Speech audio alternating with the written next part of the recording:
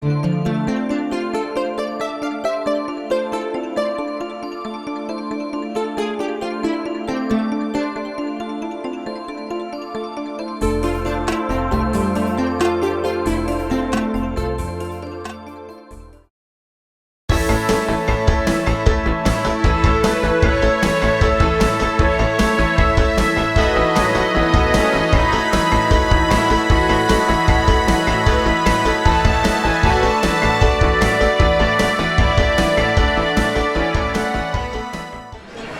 morning, everyone. Good morning. Good morning, everyone.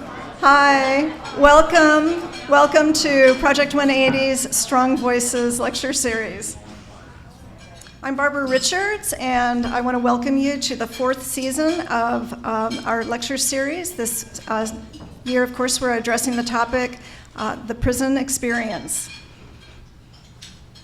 And I'd like to welcome you too. My name's Tom Melville, and I'm a brand new Project 180 board member, and during my regular day job, I'm the executive director of the Literacy Council of Sarasota. You know, at every lecture, Project 180 gives away a signed copy of a book that relates to our annual topic, and today's book is entitled Injustice by internationally acclaimed human rights attorney Clive Stanford Smith.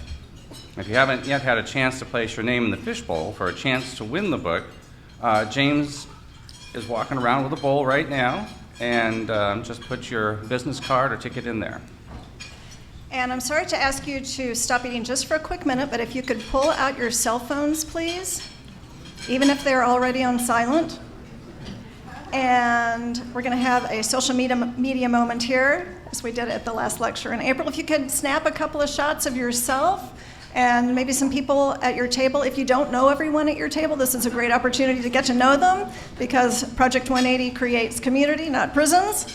So please, get to know your fellow table members, snap a shot or two, and post it to your favorite social media site.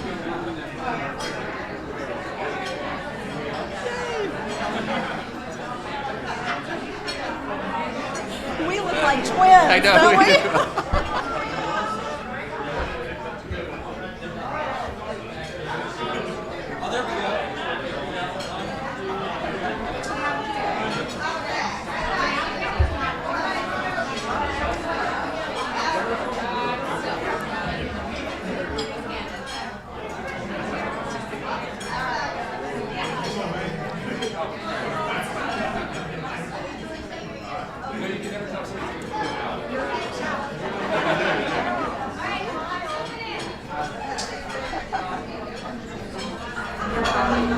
All right, excellent. We see lots of social media activity happening.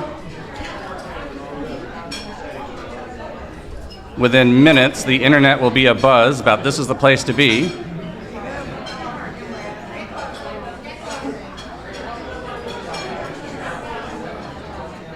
Okay, we're going to continue on a little bit here, if I can get your attention. Hi, folks. We're going to introduce and thank our sponsors now. If you all could just listen for a few minutes, we would appreciate. We're beginning our program now. Now, who's out there that can tap their glass for me? Who can tap their glass to quiet the crowd? So, like Barbara mentioned, we'd like to thank and acknowledge our partners and our sponsors for this year's series, the Boxer Diversity Initiative, and our generous sponsors, without whom these lectures would not be possible. We give our deepest thanks to our lead sponsor, the Koski Family Foundation. Thank you for your generous support.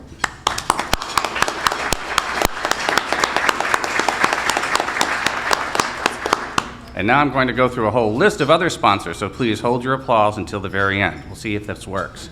So Iberia Bank, UBS, the Palm Avenue Wealth Advisory Group, Heinz & Becker Law Firm, Gulf Coast Community Foundation, Cadence Bank, Purpose House Transitional Homes, Career Source Suncoast, Roberts Hardwood Floors, People Ready, Monica Waterman, Realtor, Hendrick Honda, Dr. and Mrs. Barry Hothersall, Jack and Surrey McFall, Centerstone of Florida, Law Office of Tracy Pratt, SunTrust Wealth, Spotlight Graphics, West Coast Woman Magazine, Manatee Educational TV, Suncoast Blues Festival, and George Worthmore, our musician today.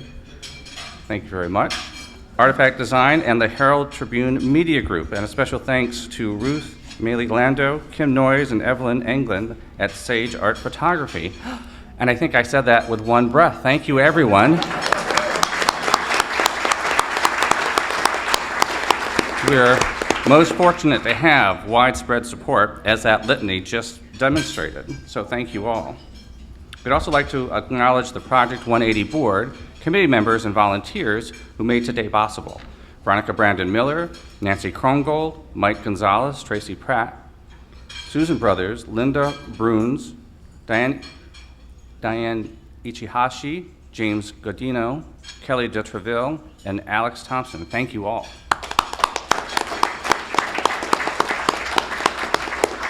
And finally, our beautiful centerpiece pieces are generously donated by the Geraldton Family Farm and will be for sale after lunch. Thank you. For those of you who aren't familiar with Project 180, we're a prisoner reentry program, which might have been evident by now. We deliver workforce education class and a financial literacy class in 3 prisons and 3 jails in Florida, Gulf Coast counties. We provide a referral system for individuals who are seeking housing and employment when they get out. And we're raising the resources now to open a long-term residential program for men who are returning from prison. Our vision, which is the vehicle upon which our mission rides, is to reduce poverty, homelessness, unemployment, and criminal behavior among reentering citizens. Some years ago, we realized that we can do everything that we try to do to prepare individuals for their release, but if they face an unwelcoming public when they return, or an uneducated public when they return, they're going to still have a very steep uphill climb. So that was why Strong Voices was born, was to really bring information to the public about the issues that prisoner reentry engenders in the community, as well as the issues that people face when they return. Reentry, though, emerges out of a particular context, and that context is prison or jail. So until we really understand what prison is like, we aren't going to really understand what people are facing when they return, because we all carry with us our backgrounds, both recent and past, and for us, we might want to ask, what social and psychological challenges did people face while they were inside? What did they learn about themselves and others? How did their expectations shape their self-confidence, their ability to cope, their relationships, and the expectations that they bring with them into the outside world? Each person's answers, each individual returning citizen's answers to these questions will be different. But there may be threads that help us understand the nature of the prison experience and thus the reentry experience.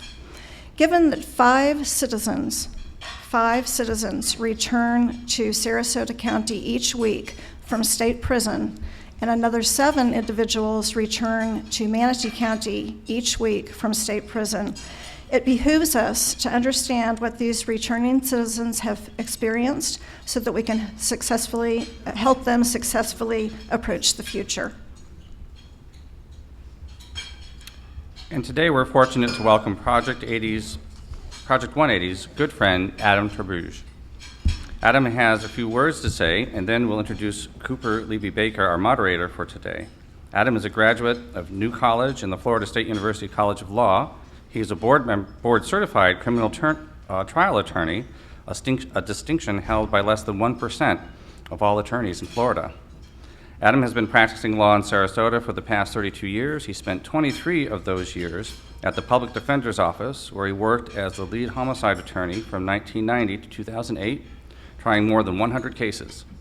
A fierce client advocate, Adam served on the Death Penalty Steering Committee of the Florida Public Defender Association for over a decade. He helped organize and conduct a qualifying course for attorneys wishing to handle death penalty cases in Florida, and is the author of A Primer for Handling Capital Cases in the State of Florida. Adam has hosted and co-produced the television show Law in Sarasota, which has been aired on the Educational Channel in Sarasota County since 2005 and serves as an adjunct professor at the Thomas Cooley Law School, where he teaches death penalty seminar. Adam is a longtime supporter of Project 180 and a member of the Project 180 Honorary Society. Ladies and gentlemen, please welcome Adam Tebrugge.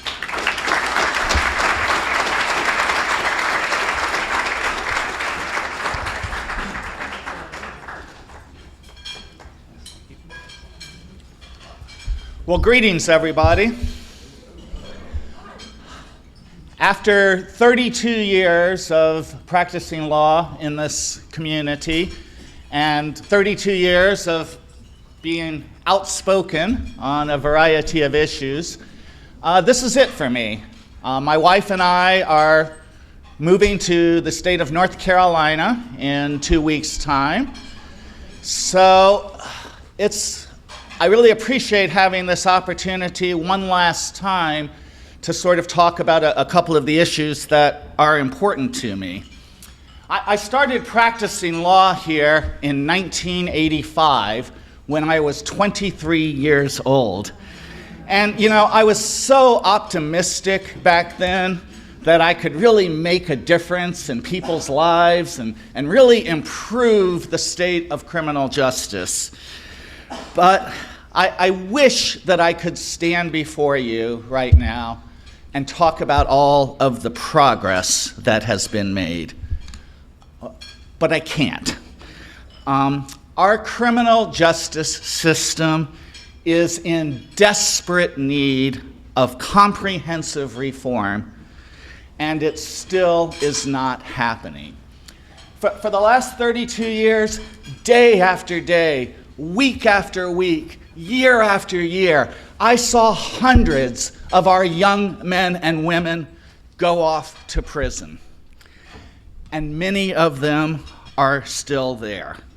And that's how we get to the point where we are right now. As we sit and eat our lunch here today, we have nearly 100,000 people in Florida prisons. And just a mile west of here, there are 1,000 of our brothers and sisters, sons and daughters, mothers and fathers in the Sarasota County Jail, most of whom are there because they cannot afford to make bail. Now, something is just wrong with that if we continue to incarcerate people on the basis of their poverty as opposed to on their threat to the community. So the worst thing that happens is when people go to prison, they become invisible to us. And we forget about them. And we waste all of that human potential, and we devastate the families who remain behind. And when I go out and I talk with people about our criminal justice system and about prisons, I find that there are such misperceptions. People have their ideas about prison based upon what they've seen in TV or in the movies, but they don't really understand the isolation and the despair and the potential that is there as well. And that's why today's program I'm very excited about, because we all need these reminders in order to understand this experience. And what I would like to see happen in the state of Florida, I would like us to start having real conversations about exactly what it is that we hope to accomplish with our criminal justice system. Why is it that we are locking up so many people? Is there a better way? Do we have to impose such harsh and long sentences? And when we have people locked up, isn't there a little bit that we could do to help them overcome the problems that put them there in the first place? If there's one thing I've learned over the last 32 years, it's this. When we arrest or ticket people for being homeless, we're not doing anything to help out the homelessness problem. When we arrest people for being addicted, we are not doing anything to address the drug crisis in our community. Now, all around us, we are seeing other states take great steps towards reform. Georgia and Alabama are the two most recent. In Texas, they're actually closing prisons because they've enacted reform. Now is the time that we need to do this in Florida. Around this state, we have faith leaders, business leaders, and community leaders who are all asking for criminal justice reform, but it still hasn't happened. I am hopeful that in the years to come, we are going to reduce the number of people that we send to prison each year. But as we take those steps, we can't forget about the people who are there right now. We need to enact some sort of review process so that we can look at the cases of folks who are in prison now and figure out how to safely release those folks back into our community. And then we need to ensure that the people who come out, that we provide support to them. And that's where Project 180 comes in. I'm telling you, for the past decade, I have watched Barbara Richards work tirelessly to build this organization, and now she is there. This organization is on the verge of the breakout that this community needs, and nobody else is doing it. If you look around Sarasota and Manatee County, nobody else is providing the services that Project 180 is. This is one of the most important community groups that I know about, and I'm very proud to be a supporter of theirs. I'm also very proud to introduce my friend Cooper Levy-Baker, who is going to be our moderator of our panel this afternoon. I met Cooper about 10 years ago. He is not only a journalist, Cooper is a guy who has been out there finding the stories that otherwise remain hidden. And he has developed this tremendous storytelling style so that we all look forward to reading him in Sarasota Magazine each month. Cooper is a member of Transition Sarasota. He's married to his lovely wife, Rachel, who's here today. They have a couple of wonderful sons, and it brings me great pleasure to invite Cooper Levy-Baker up so that he can introduce and develop the rest of the panel. Thank you all so very much. Keep up your good work for the community.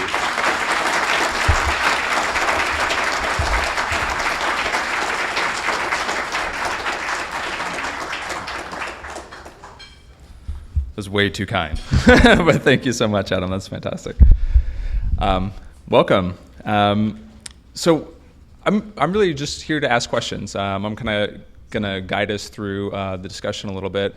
But really, sort of the strong voices that we're going to be hearing from are our three panelists that are here with us today. So I'm going to introduce them briefly and invite them up here to sit at the table. Terrence Blake. Terrence lives in San Francisco, where he works as a personal fitness coach and is also an author. In addition, he volunteers his time working with individuals leaving prison through support groups and social media. So welcome, Terrence.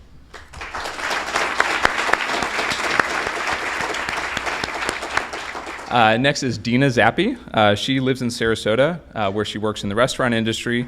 But in the long term, she hopes to become an addiction counselor and help recovering drug and alcohol addicts. So welcome, Dina.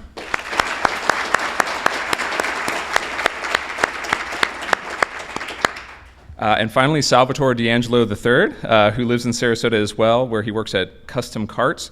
And he volunteers his time speaking and also rapping about his experiences and his faith at churches, prisons, and detox facilities.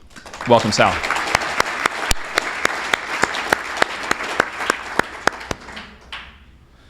So we're going to start kind of just, I think, at the beginning. Terrence, you've come to speak all the way from San Francisco, where you were born. You spent half your life in the California State prison system.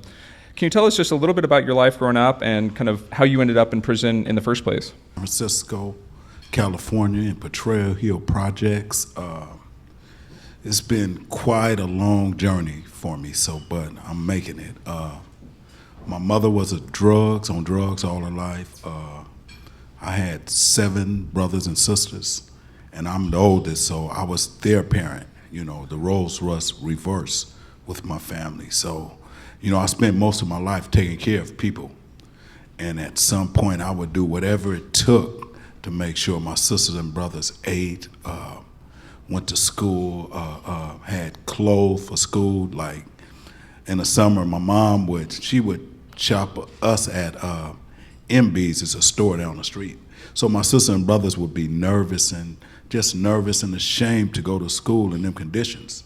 So at an early age, I learned to steal really good. So I would go, when my mom make us go to school with our clothes on that she bought us, that she make us wear, but I would go to all the good stores and make sure my brothers and sisters had good clothes where they wouldn't be embarrassed. So when we come out the house, we would go into the shack, them little places, and I'll make them change their clothes so they can feel good about themselves in school. So I started off really young. I didn't really I just felt responsible for my brothers and sisters so they'd be okay. I would watch my little sisters where they wouldn't be molested by different men. And I'm telling you guys this not for no pity party, because this is my life. And today I'm not ashamed of my life because, it's me. It made me the person I am today. So I'm good with it. I wrote about it, and it's okay. So this is no pity party, because I'm stronger. I'm better now than I've ever been in my life. And I can come and talk to you guys about my story. So that's how it started off. It started off with me in crime where we can eat food. I remember at times, you guys, my mom would have no food, and today I don't like fruit, and I hate fruit because I used to steal fruit from people's backyards, and when I steal it, it wasn't all the way ripe, and I would vomit. So today I don't like it, you know what I mean? But that's why I hate fruit and vegetables. But that's how I started off with my criminal behavior. It was a way to take care of my family, my sisters and brothers. So when that started, then it just went from bad to worse. It was like I jumped out of the frying pan into the fire, so that's all I ever knew growing up. My grandmother would take care of us. She taught me everything I know for us, how to just be responsible at an early age, but she didn't know I was doing all them things, though. But I owe it all to her. Today I still cry and trip about my grandmother, because after she died, now that's when it went completely crazy. I was about 15. So it was 15, 16, so it was like go to foster care or go on these streets. So I took to the streets, and I done whatever it was, rob, steal, sell drugs.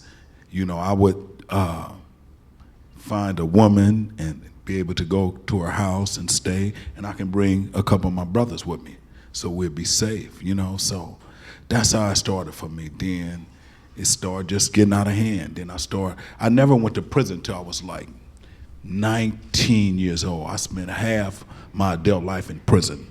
Today I've stayed in prison 18 years. This last time I've been out 16 months. So it's been amazing. I've done a lot of things I've never done before. And it's big. I even drove down when I flew in to Daytona, you guys, and I drove down all the way here, not knowing anything about Florida. So that was really, really big to me, without getting lost, without getting frustrated. So God is good. He's been blessing me. So today I work. My life been amazing. I don't, even on my phone, you guys, I went to prison for a shootout with the San Francisco police. So if you run my name, but today I have police friends. They come to my job. I work for the city of San Francisco. They come to my job. Hey, T, do you need some coffee? I say, no, man, today it's on me. So. Thank you. So I'm just blessed, and I'm blessed to be able to come out here and tell you guys, what I've been through. And, prison is, I tell Barbara, my concept of the streets it wasn't a reality when I got here. Without the help that I have, I would probably be back in prison. I see a lot of guys, I mean, you go through a lot of emotions, you know, and I done 12 years in New Folsom. That's in California. It's a 180 yard. So that means a 180 yard means that you get 2 hours yard every other day. And if you don't work, you're locked up 24/7. Where the violence is rapid, you know. So it's just crazy. But today, I don't even worry about going back to prison because I don't do nothing wrong. You know, I won't walk across the street if the light says, if it's yellow, straight up. Thank you, Terrence. You guys, okay. Oh, you're just gonna, yeah. Yeah. So Dina, you moved to Sarasota at 19 after dropping out of high school, and you got involved with prescription drugs. Can you tell us about how that started and how that led to your arrest and conviction? Yeah, I moved here from New Jersey. I was 19 years old. I moved here, I followed my mom, and you know, I started a life here. I didn't really want to come, but I'm an only child, so it was like stay or come here. So I came. When I came, I started working in retail. I really didn't have a lot of friends, and then the people that I met were just people that they went out all the time. They partied, you know. It started with me recreationally. Then I started working for a doctor. I was in a minor car accident, and she started prescribing me all kinds of medication. And at that point, it became a really big problem. She retired, and she moved out of state. And my charges were basically, you know, falsifying prescriptions because the addiction became so bad that it was more fearful of going through the withdrawal than actually getting myself clean and getting help. I went to county jail, and I really didn't see any prison term. You know, I was being promised rehab and all these things, and I sat there for 10.5 months. And I went and pled out before the judge, and he's like, yep, you can go to rehab, but you're going to prison for 48 months first. So, you know, unbeknownst to me, you know, I had no idea what was lying ahead of me. I had 2 children at the time. You know, my daughter was 11 and my little one was 7. And I went back to my cell and I just cried. I had no idea what was going to happen to me. You know, you hear the horror stories, you watch the movies, and you're like, oh my gosh, what's going to happen? So, you know, I sat there for another month and they shipped me. And I did 42 months at Homestead, which changed my life. I'm very nervous, please excuse me. I spoke to Cooper on the phone. Barb knows my story. I lost my mom 9 months into my sentence. And that was the turning point in my life where I knew I had to change. So I took everything they had and I worked with it. I took the classes. I went to NA. I went to AA. And I thought to myself, you know what? Like, pain, when you go through so much pain in your life, and there comes a point where you have to say, is it enough? Like, is everything I've been through enough to start a life of like recovery and living differently? And I'm not perfect. I've been out since July of 2015 and I fall short every single day. But I know that I have a support system. Prison is not easy, and I was lucky enough to be on a compound where it was so beautiful there. I mean, we had the dog program. I mean, we had puppies on the compound and stuff, and people really, they called it cupcake camp, you know, but for me, it's not. You're up at 5 a.m. and you will work from 5 a.m. to whatever time these people want you to work. We worked very hard, you know, and I did my 42 months, and I did it with the greatest of intention to get out and change my life. And that's the bottom line. You know, not everybody's story is the same. Not everybody goes through the same things, but for me, prison was an amazing opportunity for me to take that time and work on myself. And like I said, it's not about the addiction, it's not about the alcohol, it's about behavior, like changing your behavior and changing the things inside that made you the person that you were before. Because if you don't do that, the alcohol and the drugs, it doesn't even matter. You can use that all day long, but unless you change what's inside of you and figure out what got you where you are, it's never gonna make any difference in your life. So my goal here, and this is the first time I've ever worked with Barb on a panel, but my goal is to get the message out there that there are people in prison that deserve a second chance. There's women that I left behind there that made a huge impact on my life. A lady that devoted her time to me to teach me the guitar, and she's never gonna see her home again because she defended herself. There's women in there that have basically taken their lives and turned them around, and the system just doesn't want to listen to them and rehabilitate them and bring them back into our society and give them that second chance. And I've been lucky enough to have that second chance because they wanted to give me 15 years. They weren't listening to me at all. And I sat there and I sat there and I sat there, and they finally said, okay, well, let's plead out to the judge. And I got my 48 months, and I sat there for 42 months, but I was looking at a long, lengthy sentence for a bad choice. And that's the bottom line, that addicts and alcoholics don't always need prison. They need a chance to recover and get themselves, in a better frame of mind. But in my experience, 90% of the women that I was locked up with have an addiction issue. And that's where I stand on that. Thank you. Sal, you've also battled with drug addiction. Can you tell us some about your upbringing and kind of how you first got involved with the criminal justice system? I was born and raised in Far Rockaway, New York. Yes. Yeah. Okay. I was born and raised Far Rockaway, New York. My mother was addicted to crack most of my childhood, and my father was a raging alcoholic. Most of my mother's side of the family died before I was the age of 5, maybe 6 years old. So there was a lot of drugs and alcohol, a lot of arguments, people, killing each other and overdosing and stuff like that. So I'll just fast forward a little bit. My mother abandoned me for 10 years and left me with my father. My mother and father were never married. So at the time, my father was, real heavy into alcohol and getting drunk and abusing the family. And I decided, he went to rehab. He decided to get some help for himself, and he got clean. And that's when I started to, wander on the streets and make friends on the corners and, start selling drugs and robbing people.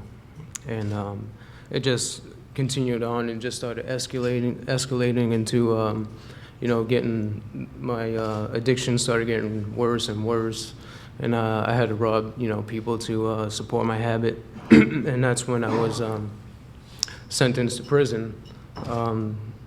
That's a totally different world. There's really nothing positive to say about it. All you have to do is, constantly looking over your shoulder. Everybody wants, your food, and see what they can steal from you, and take advantage of your, overall appearance. The last time I was arrested was June 10, 2010. I was put in Sarasota County Jail where I was introduced to the recovery pod. I was facing, some serious charges as well. And I was able to get a year in the county and take advantage of the recovery pod to try to create a life or learn how to live like a regular person. And I did everything they asked me to. I took notes, I took literature. I reached out to all the people that were bringing the meetings into the jail, and I did everything they told me to. I developed a relationship with God, and I just started to grow and develop a life and start a family.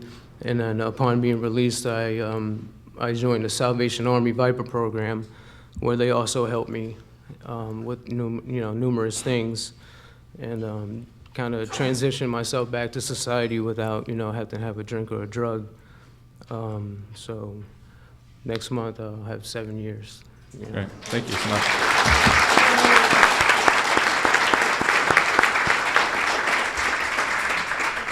Sal talked about that experience of sort of what it's like to actually kind of be incarcerated, and that's something I wanted to explore a little bit more. Terrence, can you walk us through? I mean, sort of when you wake up, when you're incarcerated, what's a day like in prison?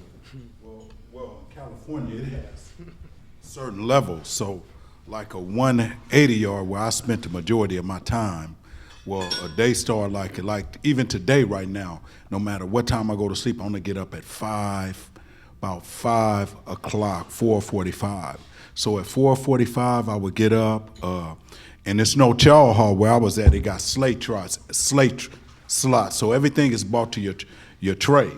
I mean, through the slot. Your breakfast is put through a slot where you take it like at a dog kennel, a slot. So you take your tray. So I would get up like the slots will be open at 5 in the morning. So by 5 in the morning, I have my boots on, my tennis shoes on, with my mattress rolled up.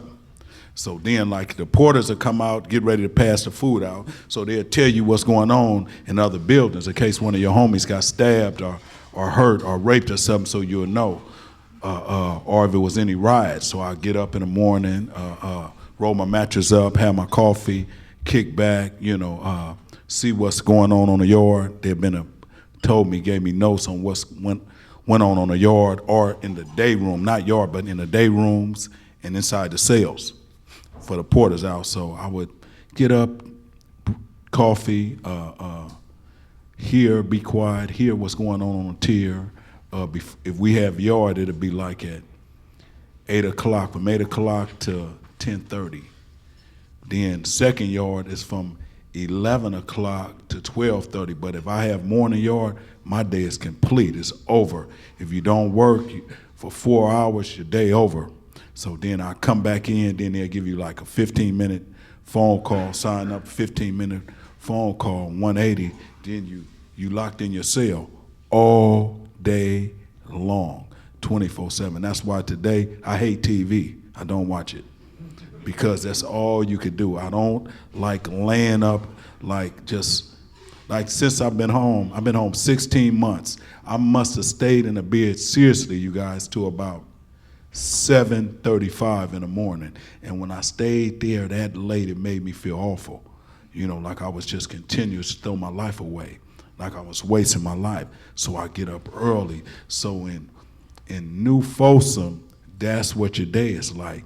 So if I come in at 12, we come in like at 10:35, 10:40, my day is over.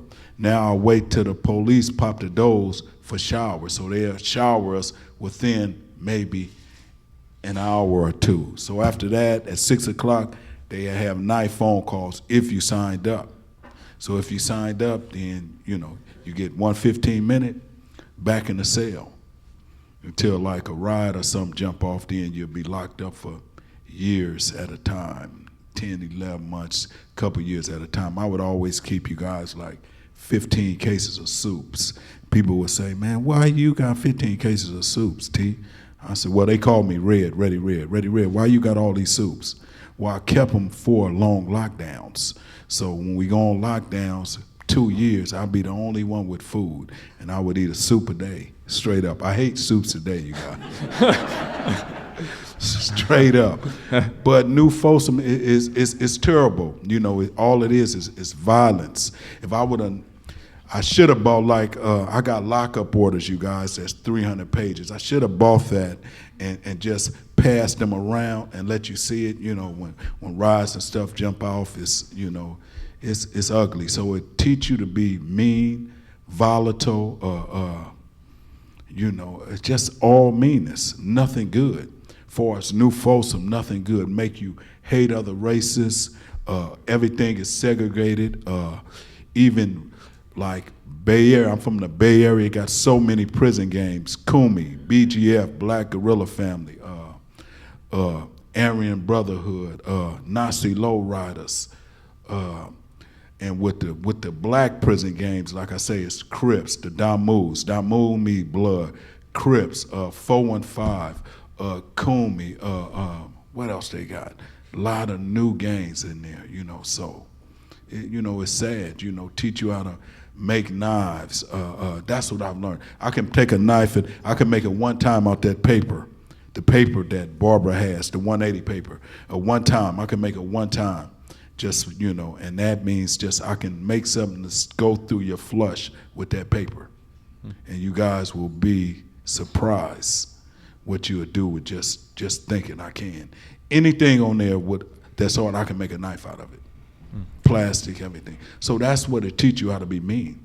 So I stopped all that in 2010. That's when I got my life. I spent more than half my life, half my sentence in ASED, that's a segregated housing unit, SHU program, where you locked up 24/7. I spent 8 years in there. I done everything, you guys, when I was in prison. Robbed people, sold drugs, whatever it is, had cell phones. I was a part of it until I just got tired. 2010, that was my breaking point. Just got tired of fighting. I was a EBC, that's the Executive Body Council of Kumi. So that means whatever yard I went to, I was the head guy, one of the head guys in charge. You know, so that means that I could start the violence or I can end it for us with my homies. So it was ugly. And the guys today, they know what I do now, so I can talk about it because it's true. So my experience with prison, it's been ugly. You know, and then like in New Folsom, they don't have like they don't tell you anything about all the different like reentry programs, because that's like a lockup facility. But now one of my homies, they got stabbed like right before I was getting out. So in order to classification, they moved me to another prison, a lower level, for like 6 weeks. Because they thought that I would, well, to be honest, if KO, my homie, would have told me, Red, handle that, let's handle it, I probably wouldn't be sitting here today, because my loyalty and the love that I had for KO, I probably would have threw my life away for him because he was hurt really bad. I'm glad he didn't tell me that. He said, go home, Red. So I'm here. So my prison experience was horrible. That's why I'm never going back. I don't do anything wrong, you guys. Thank you, Terrence.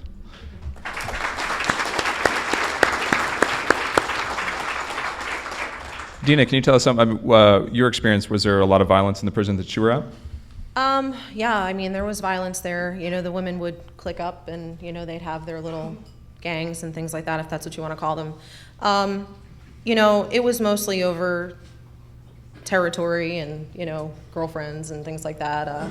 You know, I've seen women get shanked on the yard and, you know, get thrown in confinement, just blood dripping everywhere, some major fights.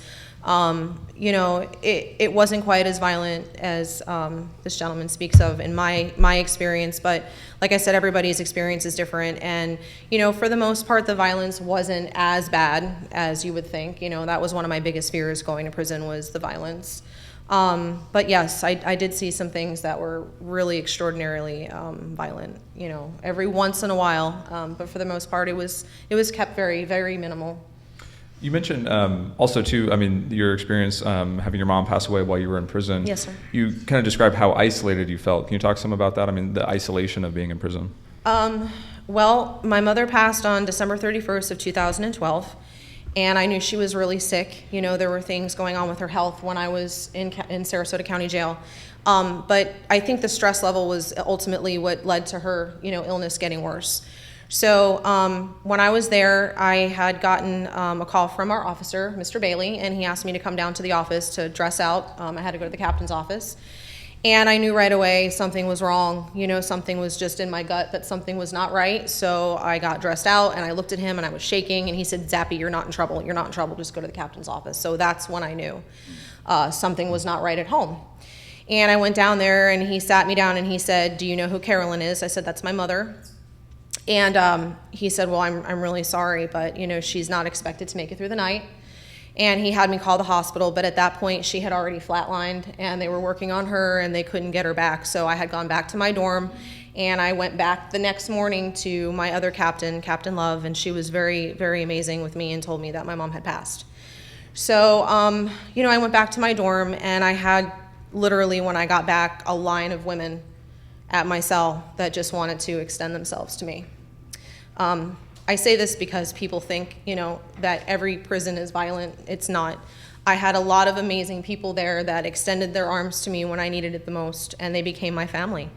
You know, cards and well wishes. I didn't leave my cell for like 3 days. I wasn't able to come home because I had a hold here in the county to go to the Viper program from prison. So when I left there and came back, you know, basically the hold meant that I was not allowed to come back and attend any kind of services or anything like that. It was very hard for me because even though you have people that want to show you that love, You know, I didn't have a lot of family that stood by me during the incarceration period. My dad was up north, and we had literally lost touch so when my mom died, my uncle, he phoned my father, and my dad extended himself to me, and that's when our relationship became a little bit better, and we started writing back and forth. But prison isolation it's terrible, because you really only have yourself to count on, so you have to find that higher power and know that you have to be able to get through each and every day with some kind of faith, because otherwise there's nothing there. You mentioned your daughters as well. Were you able to maintain a relationship with them while you were locked up? Yes, my eldest daughter was in foster care. When my mother died, she had temporary guardianship of my daughter Gianna. She's here today, and I literally just got her back in November. When my mom died, she went into the foster care system. Nobody was willing to take her in. Although she has a lot of support and mentors and a lot of hands in her life, she had bounced around from foster home to foster home. She ended up in a group home. As I said, she came back with me in November, so that was literally 6 years it took me to get her home. Our case was just closed on Wednesday, and she's going to be 18 next week. My youngest daughter, Bailey, lives with her dad, and our relationship is still very much, we're working on that relationship, but he kind of kept her at arm's distance from me because, prison's like, there's a stigma. People automatically assume, they don't want children around that kind of thing. So he kept her away. And, now we see each other as much as we can. So, yeah, we're working on that. Yeah. Thank you. Sal, can you tell us some about, you've been sort of in and out of jails and prisons. Can you tell us about some of the experiences you've had with violence and gang activity? The prison I was at was 21 and under. So they considered it a gladiator camp. Just like everyone else said, tons of violence, making shanks and swords and like marking spots to bury them just in case if like anything was about to go down and stuff like that. So it's definitely a lot of violence, drugs, gambling, making dice out of toilet paper, and it's just, it's beyond, a lot of people's imagination. There's just nothing positive. No one was sitting around saying, "Oh, I think we have an issue, and maybe we should get out and get a job and start saving some money and open a bank account." We were trying to figure out ways how to sell drugs better and how to get more money and just telling war stories and how to hurt people, getting hit in the face with locks and socks and pencils, and it's just nothing I ever want to do again. And can you just tell us, when you got out, what was your experience like, kind of, when you got out? I didn't want to get out of the house. I was scared to go back out into society. I wanted to do good. I wanted to be a good person. I wanted my mom to stop crying and getting the phone calls, overdosing, and we think he's dead and stuff like that. So I didn't come out the house, but all my old friends came back and got me. And I didn't have the courage or willpower or resources or no one to call to help me or tell me that you need to change all your friends. So I went out and just picked up right where I left off. And I just went back to jail, and just got worse and worse and worse every day. Thank you. We're going to do Q&A now. Barbara's going to grab a microphone and walk around. I'm sure we've got some questions. So I guess just raise up your hand and Barbara will find you.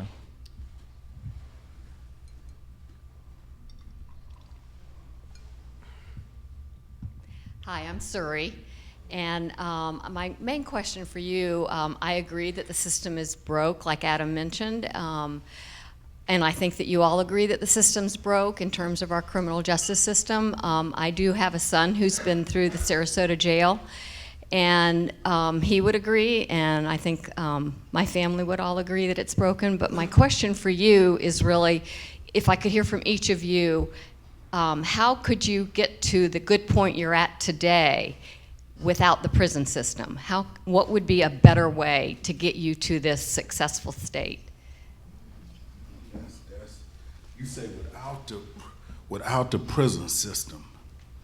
I never gave that much thought. I mean, for me, it would have most definitely had to say what the brother said. I would have had to, have that support. I mean, like like this project, I would have needed something like that. When I have crazy thoughts today, and I still have them at times, I get on the phone and call people that care about me.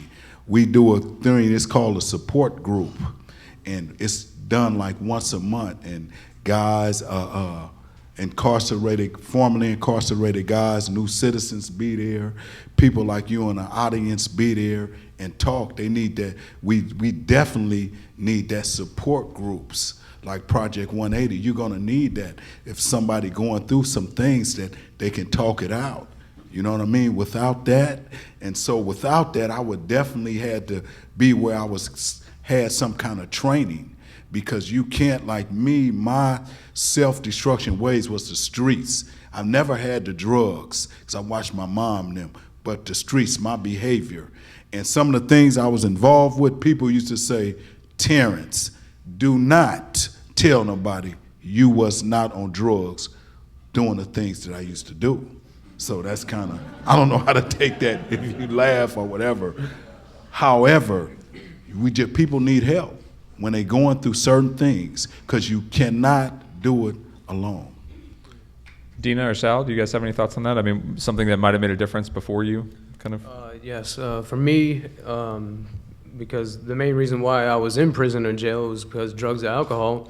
So I had to go through recovery, AA, NA, talk to people, reach out to the foundation and the fellowship, and people who have been in my shoes before, and kind of like give you some knowledge on what to do and help you get your feet back on the ground. So I really, just like you said, I don't know any programs.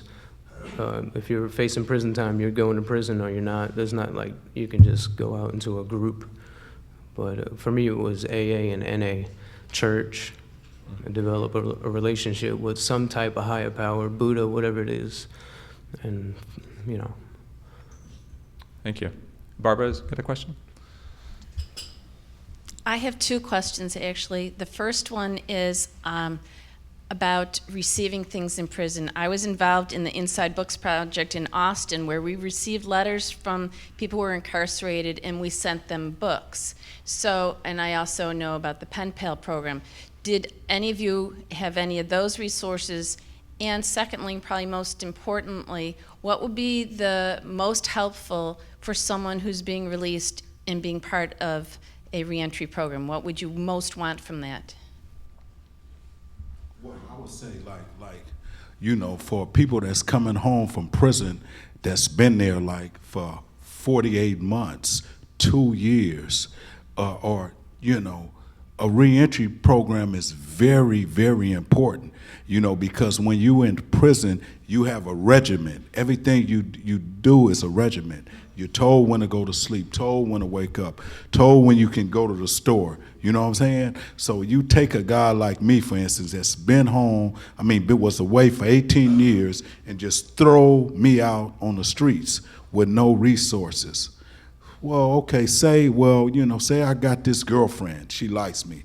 Okay, say I went with her, and for the month it's cool. I'm back, we kicking it, we doing this, that, having fun. But once that month is over, then where I'm at.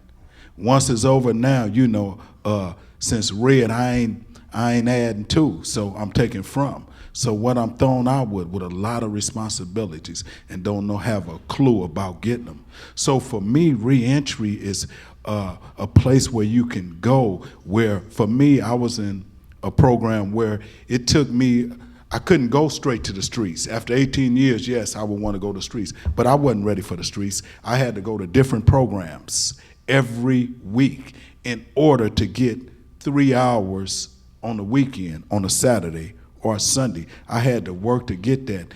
And then for 90 days, I needed a chaperone. Oh, that was perfect for me because I needed that. Because if not, it would have gave me insight, like the homies say, going to my old neighborhood, my old friends, what I'm used to, old women in my life. And what it says, bad associations spoil your useful habits. So you need to take time. What I done was looked at just looked and I was even more fed up. So I know right now today it's a cell in prison with Terrence Blake on it, with T73533, with a life sentence. See, I know that it's a tent, it's a homeless camp that I can be right up in there. So without the reentry, I learned how to get my resumes done, mark interviews, talk to people like you guys, before I only can talk to my homies, my peers, and that's where I would have been if it wasn't for programs that they help. It works, it do. Dina, can you tell us some about your experience? I mean, programs that helped you when you left prison? Staying in touch with AA and NA, people within that group, because for me, it's like I used to go around thinking that I didn't need people. I don't need you. I can do this by myself. And that's the bottom line for me. I have to have a support system, and like Terrence was saying, I have to have a schedule. Like, I have to have everything in line for me, otherwise I feel completely out of sorts. And for some people that might not work, but for me it does. And having that structure really helped me, because I had no structure growing up. Like, honestly, having, a single mom and no dad, I really kind of ran my mother ragged, and I really had no structure growing up. So now that I'm an adult, I need that in order to keep going every day and be like, okay, what am I doing today, and what time do I have to be there? Because that's what works for me now. But before, no, it didn't work. Barbara, is there another question? Okay. Thank you.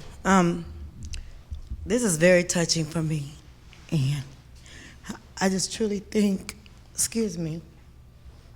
I'm sorry, I didn't mean that. Oof. First of all, I want to thank Project 180 for being here. I didn't know I was going to do this. For mothers like me that have a very young daughter in prison and raising her children for the last 2.5 years. The boys have been away from their mom for 3 years, and she'll be out in 2 weeks. And I'm extremely fearful for her, just because she's so young. And just listen to her conversations on the phone. I just truly believe that she wants to be ready, but sometimes I don't think she is. And I'm afraid for that. And I'm afraid for her children. But I continue to go on because of projects like this, and because of support, and definitely because of my some of my coworkers and my place of business. But my question is, to all of you on the panel, I totally appreciate everything you said. It's given so much light to so many areas of concern for me. But I would like to just find out from each of you, what would be advice that you can give a mother that is just really struggling with ways to encourage and assist her daughter that is just 27, been in prison for 3 years, and just, I'm at a distance. I'm 21 hours away from her. And I'm just wondering, I've heard a lot about, the things, the advice that you can give to her, but to the support group that is trying to develop to be that assistant for her. First, I'd like to say to you, just be strong and keep the faith and believe in your higher power, and with your daughter that's coming home, like I say, our concept of our thoughts about these streets, they're not reality. You know what I'm saying? Because we think, well, hey, I want this and I want that, but it's ways that you have to work to get that. you know, and most definitely the sister have to stay away from drugs and alcohol, even if you want to give yourself a chance, you know, and to me is letting her, you know, see different things, meeting different people, and it's people are successful doing it.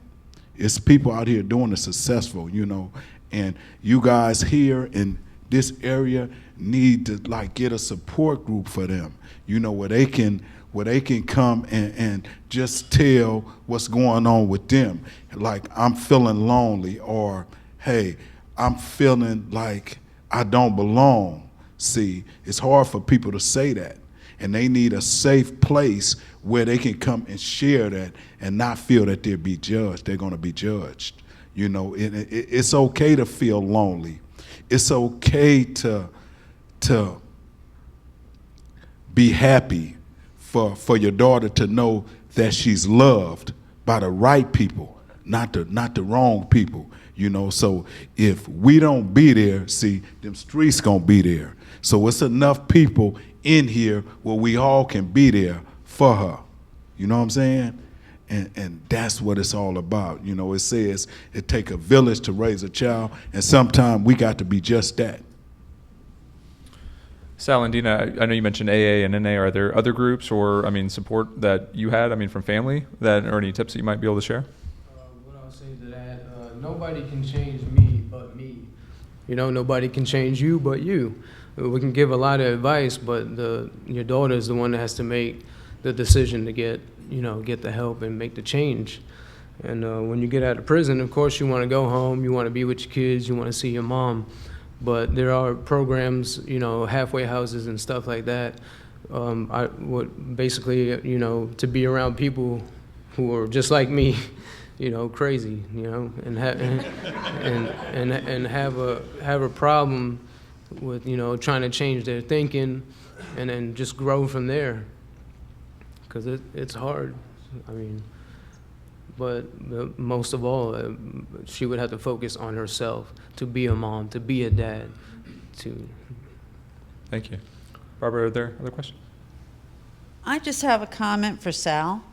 I lived on 121 in the beach for 8 years. You know what that means. I know exactly. So if you can all look at Siesta Key, he lived on one side that I never went to, and I lived on the other that he probably never went to. Yeah. My ex was the ER attending at Peninsula. You might have met him a couple times. Peninsula, unfortunately, was closed down about 5 years ago. That was like the only thing in Far Rockaway of any use, and even that's gone now. When somebody from Far Rockaway made it to college, that made the news. That was big news. The cops told us, if you go down there, do not stop at the red lights. It's too dangerous. Let me tell you where he grew up, right? The fact that he's sitting here, God bless you.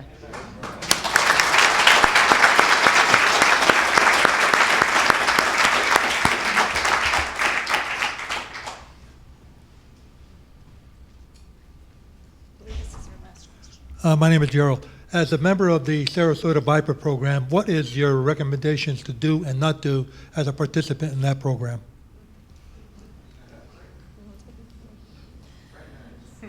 I'll answer that. Just stay focused on what you're there for. Unfortunately, sometimes, you know, you develop relationships there and you get kicked out. And, you know, things happen. But if you're focused on what you're there for and you continue to work your recovery and do what you're supposed to do, the VIPER program is a great program.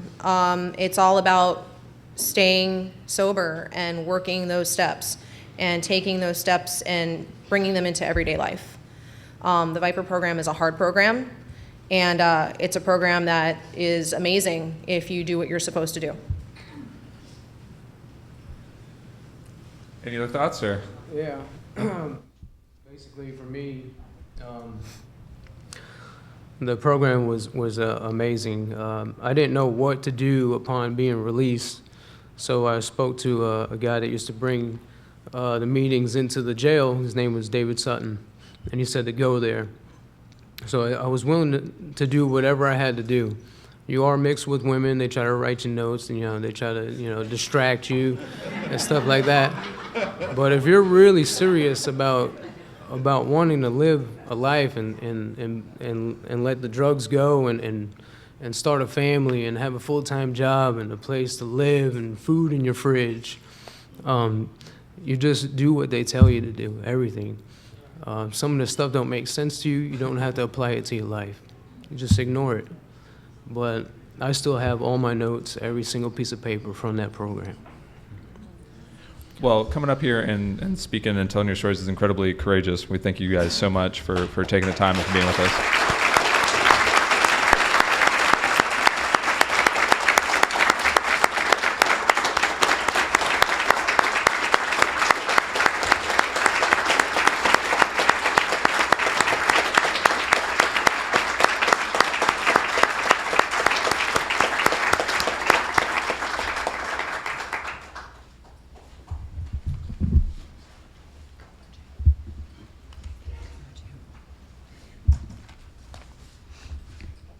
Well, again, and thank you, Cooper, for moderating the panel very much. Wonderful job. And again, we'd like to thank you, Terrence, Dina, and Sal, for telling us your stories. It takes courage, but it's also giving us all, I think, a very hopeful message about how wonderfully what you're doing right now is reinventing your lives, and that's possible. And people need to hear that story. And so thanks for being here today. So we'd like to thank each of you with a small token of our appreciation. If you could please stand here, and we'll have you line up in front. Just come on over here, y'all. A little.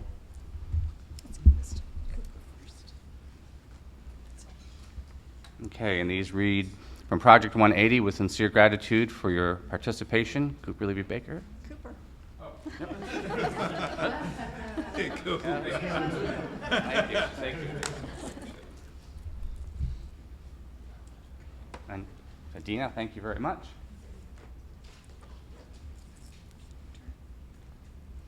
And Sal, thank you. Thank you. Terrence, thank you. Thank you, brother.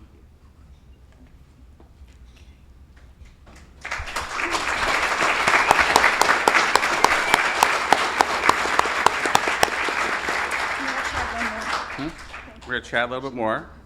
So we'll close in just a few minutes, but first we'd like to ask you to do something that's very important for us and our supporters. In the packet of materials we left on the table, or under your chair there, you'll see a paper survey.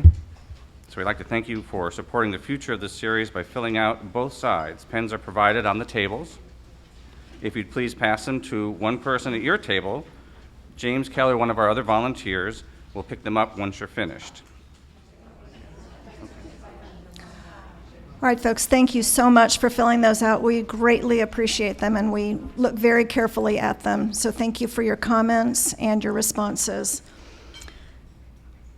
People often ask at the end of our lectures what they can do when they leave. This is an educational experience. We would like to ask you, please, to educate the people around you, the people you know, your colleagues, your friends, your family. Tell them what you learned today. Spread the word, not just about the Strong Voices series, which I, of course, hope you will do, but also about the fact that you met some folks who have been in prison. And the idea that people who go to prison are either crazy or monsters is completely ridiculous, as you'll see. So please pass the word, educate others. Now, I'd like to return to one person who was up here with us today. And what you heard earlier about Adam in his bio is really just the tip of the iceberg of what Adam has contributed to this community. And as you know, sadly, after a lifetime here, he is leaving us. And I feel like I'm losing a brother to North Carolina. So Adam, if you could come up here, please.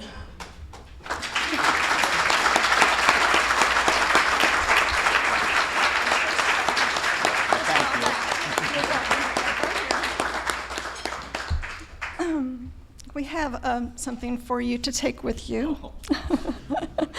And this is a, oops. You can do bodybuilding with this thing. Watch out.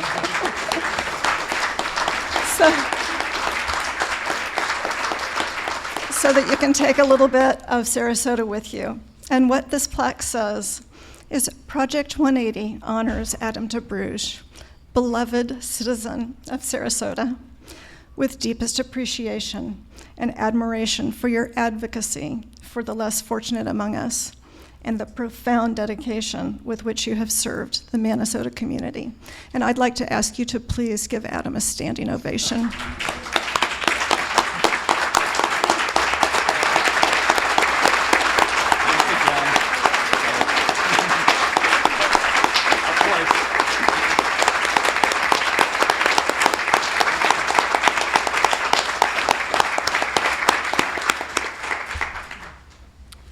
We're winding down now. We're going to close in just a few minutes, but we'd like to remind you that the centerpieces are available for sale. You can purchase them from Susan or Diane in the lobby in just a moment. And if you need tickets for the June 2nd Strong Voices, Strong Subjects, you can do that with Susan and Diane as well. So we hope to see you in June for the keynote speaker Calvin Duncan, an innocent man who spent 28 years in the Louisiana prison system. The story of how he spent his time is a remarkable tale of resilience and service to his fellow inmates. And again, we'd like to thank all of you for your kind attention and for being here this afternoon. Have a wonderful afternoon.